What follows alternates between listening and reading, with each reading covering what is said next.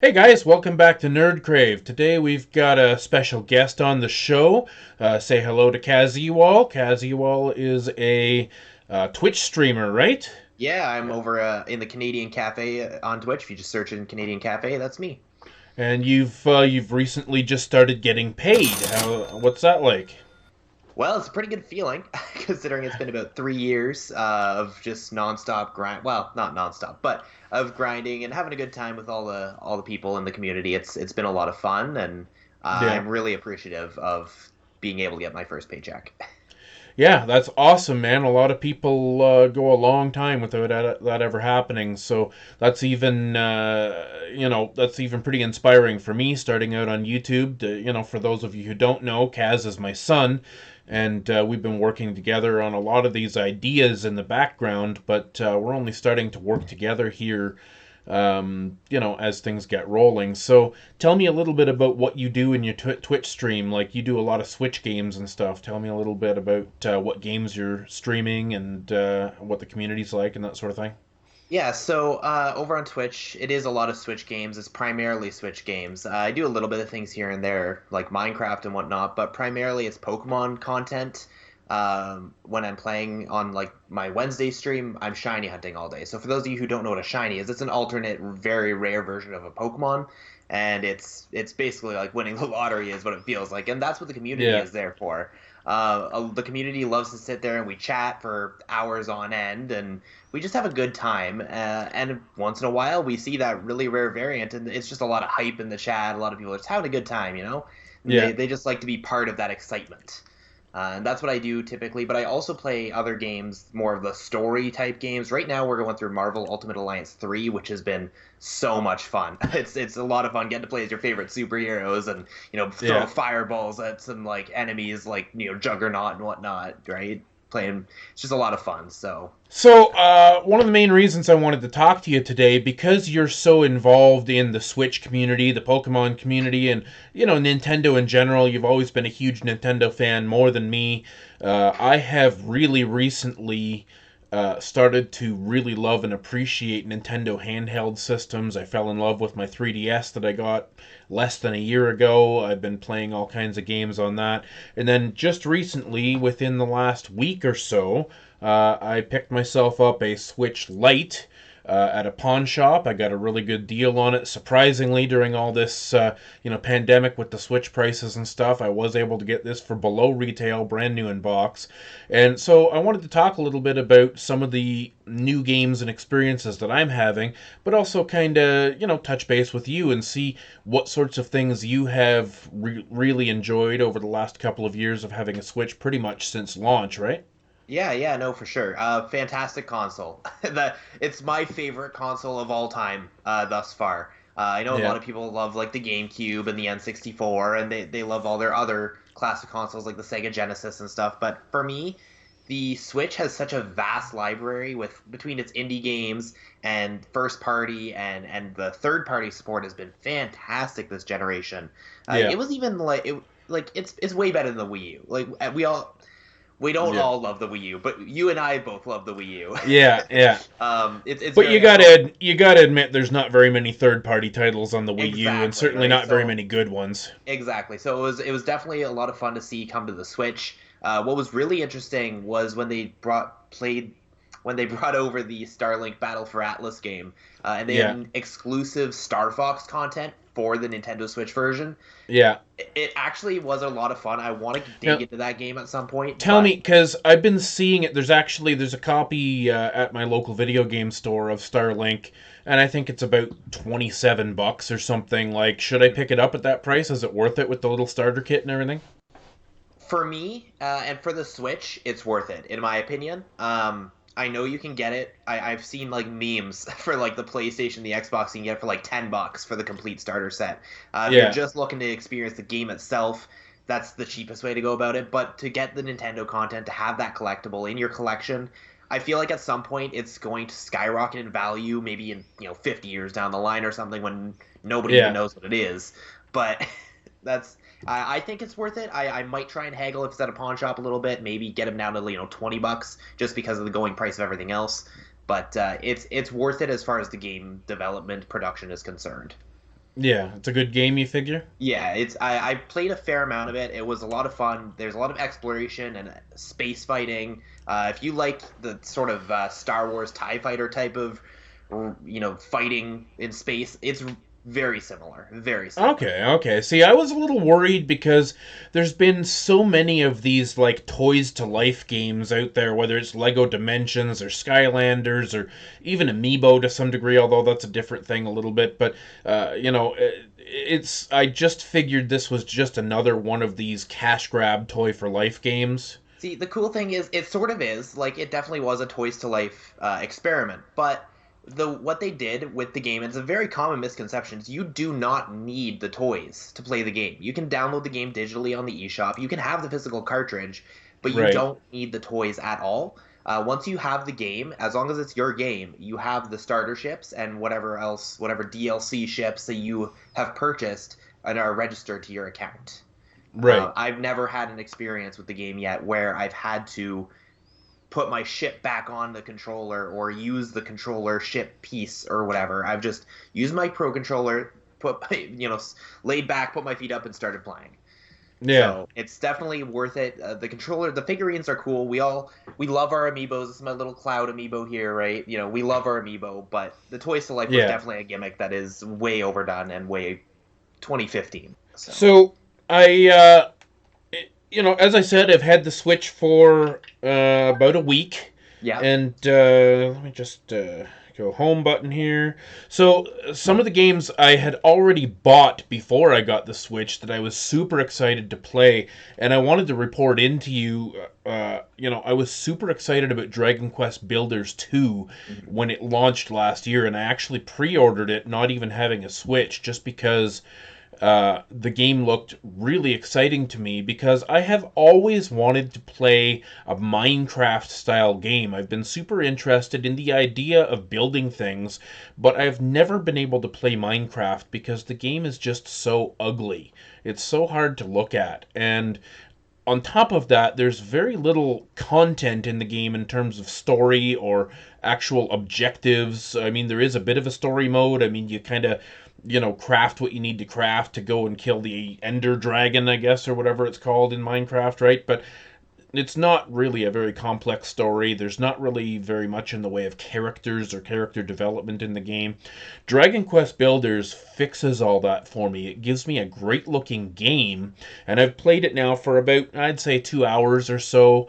And it really, like, it's scratching that itch in terms of being able to build things, but it's got a lot of really nice detail in it. Like, the characters look like real characters, not blocks with happy faces on them, and there's a lot of little details like, little bits of grass growing or a fish, kind of like Animal Crossing where you can pick up a seashell that actually looks like a seashell. It doesn't look like a block, and so you can really do that kind of block style building, but there's so much more detail. And then there's all these stories and quests, and as you go through, you get blueprints and you have to like build something based on the blueprints in order to achieve an objective to, get shelter around this person or, whatever. So I find that really interesting that there's some reason to be there, because I found the few times that I have gone into Minecraft, it's like, okay, I'm here. What do I do now? Like, I guess,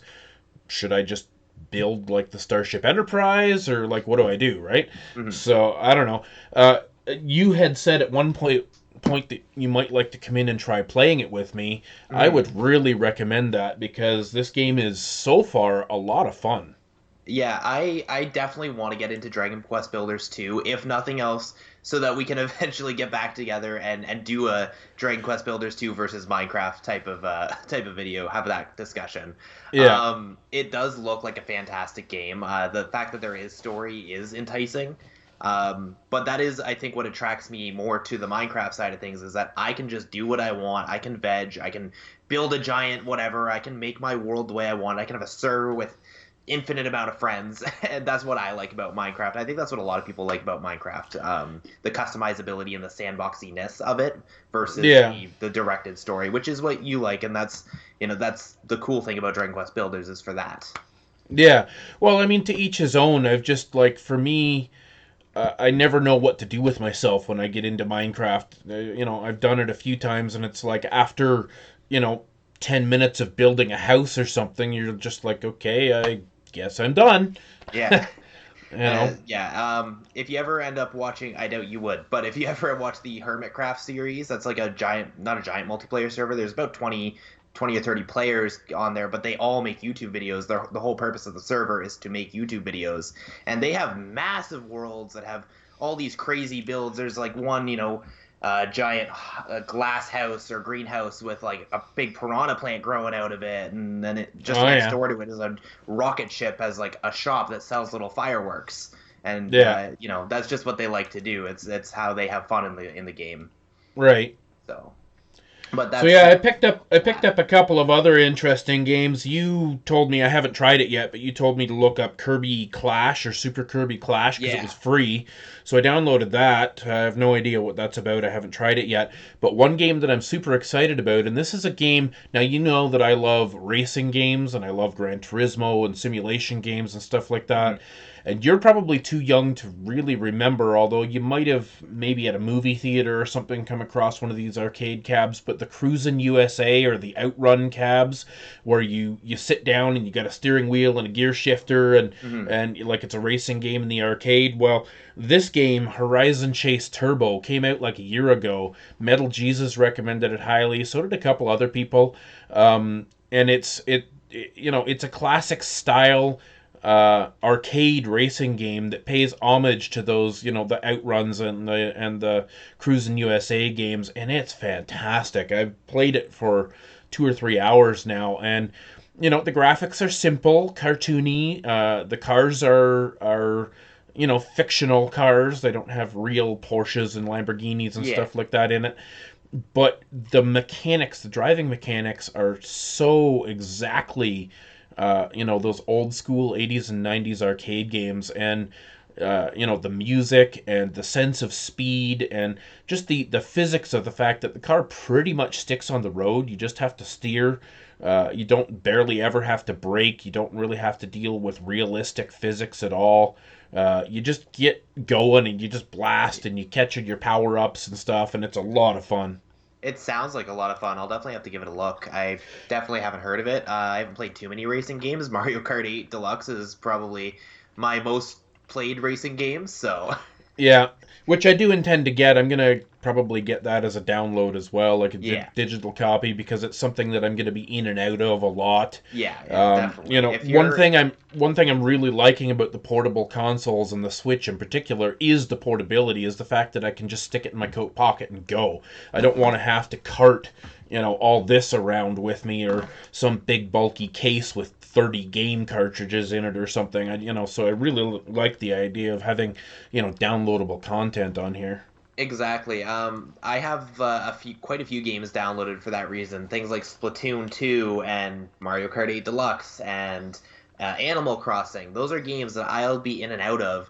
I don't intend on sticking around in those games for more than an hour, so I'm gonna put a cartridge that I'm gonna play for 60 hours, like Fire Emblem, keep that in my Switch, and then just go in and out. I have, yeah. That's a beautiful artwork, by the way. I love it's a beautiful game that I'm going to be playing on my Twitch channel fairly soon. Yeah, I Um, just bought this today, and it's funny actually because I was going out grocery shopping and I was gonna spend like 80 to $100 on groceries today. And then I stopped into the video game store and I had special ordered this because they had none in stock and it was there. And the guy's like, "Here, it's here for you. Do you want it?" And I'm like, "Well, yeah, but I didn't really want to spend $80 today." So I bought $20 worth of ramen noodles because I wanted the game. yep, I was just gonna say, so you're living off ramen for a month. There you go. Yeah. But yeah, no, I'm gonna be playing it soon. But yeah, I do that with all the games I want to play. But I only want to play them for a little bit of time. I just download them, and it's perfect because my dock is literally right there, and I can just pull the Switch out and play it as I need to, and put it Yeah. back as I need to, which is perfect. It's a perfect console. I do hope that they come out with a Pro Switch at some point that maybe doesn't even dock and undock, just sits connected to the TV. But they do need to come up with a better solution for the whole cloud save issues. Yeah. Yeah, I'm really loving the Switch Lite. I've really grown to be a portable gamer recently just because of my lifestyle. One thing I do notice though is that games really aren't optimized for the Switch Lite, and you would think, considering this as an official product, that the game developers would have some kind of a patch or something that when you get your game installed, that you would see that there's okay, you're playing on a Switch Lite, and maybe adjust the text sizes and stuff like that, because I'm really finding that some stuff is just way too small on Yeah. this screen. Like, yeah, I'm talking like you gotta be like, what the hell does that say? Like, Yeah, I've had that issue on multiple consoles, whether it be the Wii U when I'm trying to play with just the tablet, or the Switch when I'm playing in handheld mode. Even even the 3DS. If you get a game that's just ported to the 3DS and it was just ported, like wasn't, they didn't specially design anything, you can really have issues when it comes to text size. And I don't know why developers don't really seem to think about that so much, but they don't always keep that in mind.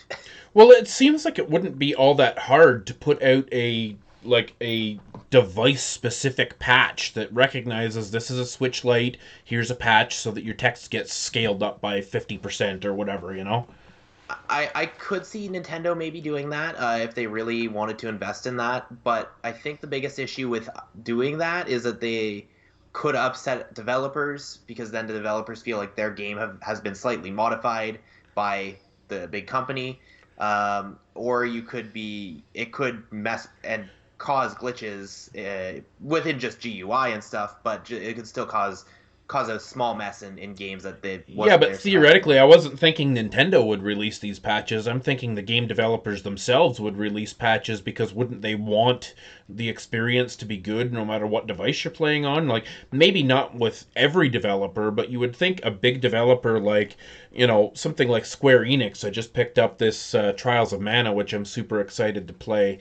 You would think a big developer like Square would be able to put out a patch for a big game like this.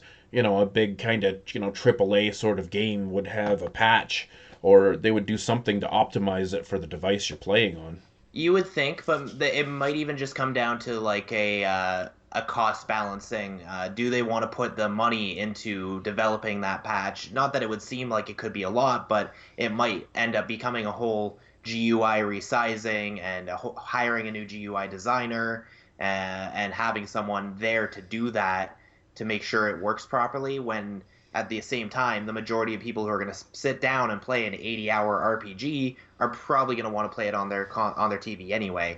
It's Yeah. a probably a small, very small select amount of people are going to play it in handheld mode, dedicated handheld.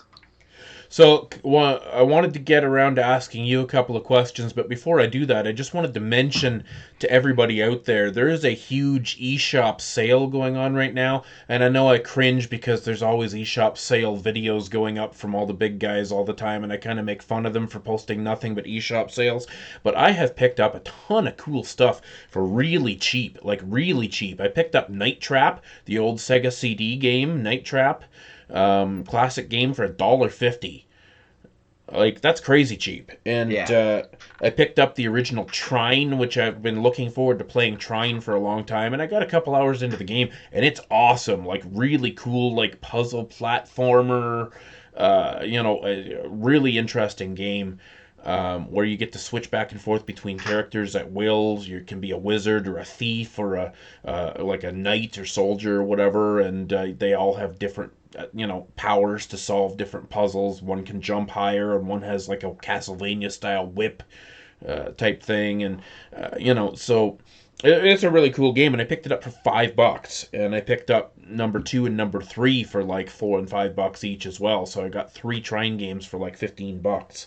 And then something else Metal Jesus mentioned, which I have not tried yet, but I intend to pretty soon, is Saturday Morning RPG, which is supposed to be a lot of fun. It's it's an indie title, but apparently it's supposed to bring back that whole idea of kind of a role playing game that you can sort of beat in a day. Um, like a lot of the original NES or Super Nintendo games. So again, I think I picked it up for $2. and there's something else in here that I picked up for like 1 cent. I can't remember what it was. What the heck did I pick up for 1 cent? Oh, Revenge of the Bird King, which I'd also heard, I think it was Beat 'em Ups mentioned as being a pretty entertaining game, and I picked it up for 1 cent. Like, you can't go wrong, right? So what are some of your favorite games on the Switch now that you've been doing it for, list off your top 5 favorite games, or maybe what you're playing right now that you really enjoy or something? Well, as I said earlier, I'm playing Marvel Ultimate Alliance 3 right now, which, when going in, I knew I would like it, but I didn't realize I would like it to the extent that I am having so much fun with it now, just Yeah, because there's so much content to go through. The story mode we beat in like 7 hours over on my Twitch stream, yeah, but there's so much replayability to that because you've got to find all these different Infinity Rifts to get all these different challenges, and the level cap is 300 on all the characters.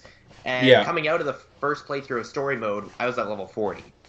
right. That was an obvious intentional design because you're going to be playing it a lot if you enjoy it. And Yeah, I think a lot of people will enjoy it, and I definitely did.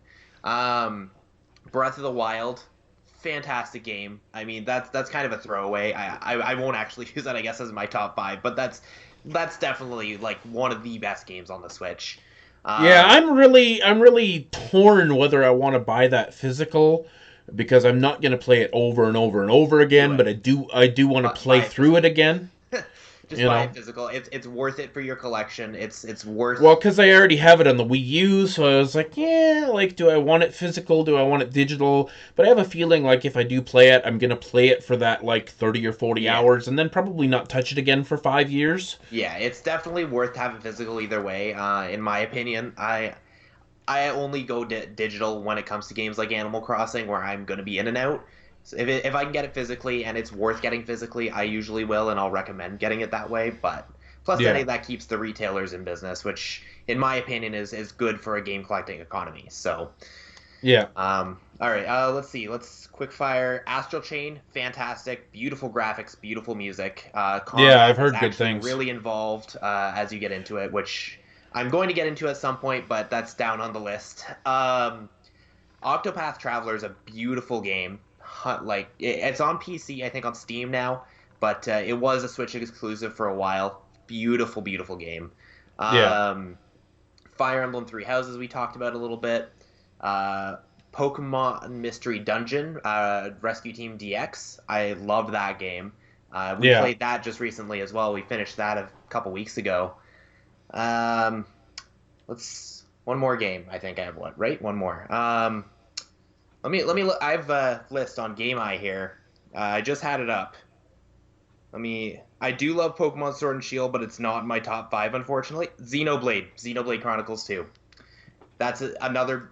It's a bit of a controversial game, and the attack. I'm not so fond of the battle mechanics, but I do respect it. And the game, in my opinion, it has beautiful music, beautiful graphics, and the voice acting isn't as bad as a lot of people say it is. But maybe that's just me and my what is it? See, I actually have that game on hold at the video game store. He had both of them there today, and I was like, Mm, I can't afford to spend $160 today, yeah. so I left that one sitting there for next week. He's going to hang on to it for me. I have all the Xeno games pretty much now. That's the only one that I need to I'm complete just waiting complete for the the definitive collection. edition of the original one for the Switch. I'm gonna buy that, the whole box. Like I definitely want that game so Yeah. badly. So badly. I've been thinking about buying that, but again, like I actually have the original Wii version, which I just showed Mhm. in a pickups video a few weeks ago, and I don't feel like I really want to have that. I mean, I'm sure it's going to look a lot better on the Switch, but do I really need 2 copies of the same game? Like it's the same It conversation with Breath of the Wild, yeah. right? I mean, that's obviously up to you and your take on collecting. For me, it's worth it to have the most updated version, and if I'm gonna go for like one of the smaller complete collections, that's one of the easiest ones to complete.